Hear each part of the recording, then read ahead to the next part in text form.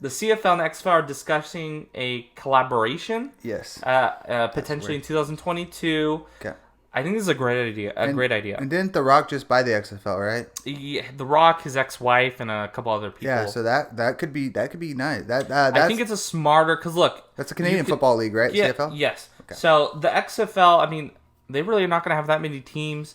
You can maybe try to make it into two different conferences, and then they meet for the champ. Of course, they play each other, kind of structure like the NFL, the AFC, and the NFC. Yeah. With the CFL and the XFL. Yeah. So it'll be something interesting. I think it'd be a better product on the field. I'm assuming that they are probably going to stick with the CFL rules and maybe implement some of the XFL kind of fun stuff that they did have last season before it got canceled. I really would like them to bring back the dancers in the stands and the make it really sexy. Like you ever seen that episode of American Dad where they have the guy that comes down like on the pole with the megaphone and stuff? I want to see like shit like that, like badass halftime shows. You want them to just spend a lot of money on the entertainment. Yeah, there you go.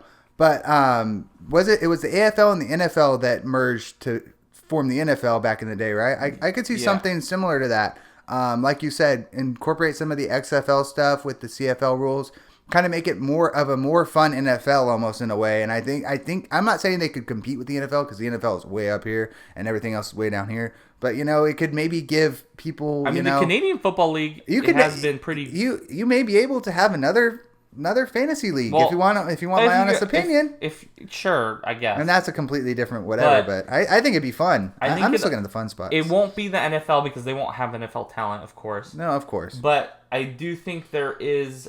I wish the NFL would kind of join this and kind of try to put their structure in a little bit, just because they have deals with all these different already in place, and then they could really put maybe their practice squad players into these leagues and develop them during the spring.